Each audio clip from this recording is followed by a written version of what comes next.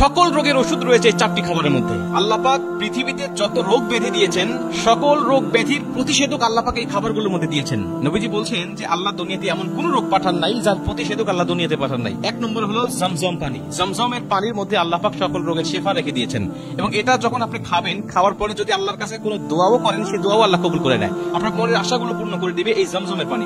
এজন্য নবীজি বলছেন এটা পাইলে তুমি ইচ্ছা মতো খাও। যদিও আমরা বাংলাদেশে থাকি, ইচ্ছা মতো জমজমের পানি আমরা পাই না, তাই খেতে পারি না, কিন্তু যখন আপনি উমরা বা হজে যাবেন তখন আপনি ইচ্ছা মতো পানিটা পান করতে পারবেন। আর এই জন্য দেখবেন বাংলাদেশ থেকে বা বিভিন্ন দেশ থেকে হাজিরা দুর্বল হয়ে যায়, বা অসুস্থ ব্যক্তিও যদি সেখানে যায়, জমজমের পানি পান করার কারণে, আল্লাহ পাকের এই নিয়ামত খাওয়ার কারণে তাদের শরীরের মধ্যে শক্তি আসে, বিভিন্ন অসুখ থেকে, বিভিন্ন রোগ ব্যাধি থেকে তারা কিন্তু সম্পূর্ণ মুক্তি পায়, যেটা প্র্যাকটিক্যাল আমরা নিজে দেখেছি।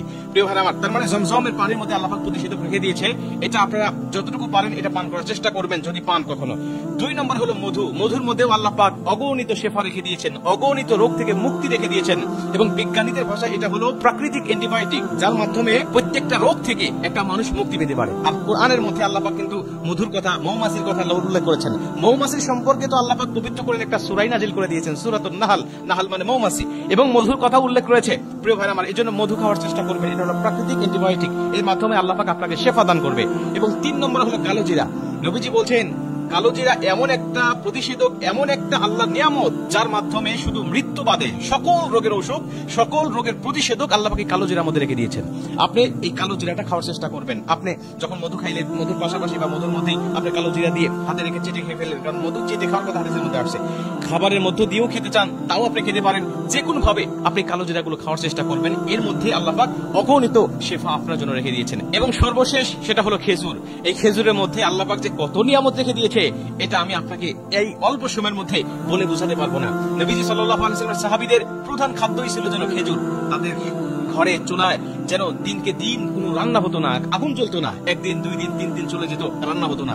তারা 1টা 2টা খেজুর খেয়ে তারা কাজকর্ম করেছে, এমনকি যুদ্ধের ময়দানে গিয়ে তারা যুদ্ধ পর্যন্ত করেছে শুধুমাত্র খেজুর খেয়ে। এই খেজুরের মধ্যে আল্লাহ পাক মানুষের শরীরের জন্য অনেক উপকার রেখে দিয়েছেন, রোগ প্রতিরোধ ক্ষমতা রেখে দিয়েছেন, এবং মানুষের শরীরের জন্য অনেক এনার্জি রেখে দিয়েছেন এই খেজুরের মধ্যে।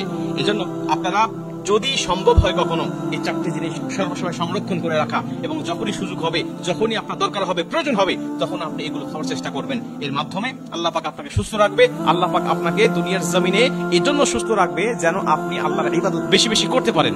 আল্লাহ পাক মানুষকে কেন সুস্থ রাখতে চায়? আল্লাহ পাক কেন শেফার জন্য আয়াত নাজিল করতেছেন, শেফার জন্য বারবার বিভিন্ন খাদ্য নাজিল করেছেন, শেফার জন্য আল্লাহ পাক আমাদেরকে বিভিন্ন মাধ্যম, বিভিন্ন দোয়া শিক্ষা দিয়েছেন? এর কারণ একটাই, বান্দা যেন দুনিয়ার জন্য সুস্থ থাকে, আর সুস্থ থেকে যে সে যেন আমাকে ইবাদত করে, আমাকে সন্তুষ্ট করে। আমরা জানি অসুস্থতা হলো আল্লাহর নিয়ামত। এর কারণ হলো মানুষ অসুস্থ হলে আল্লাহকে স্মরণ করে, আল্লাহকে বেশি বেশি স্মরণ করার চেষ্টা করে।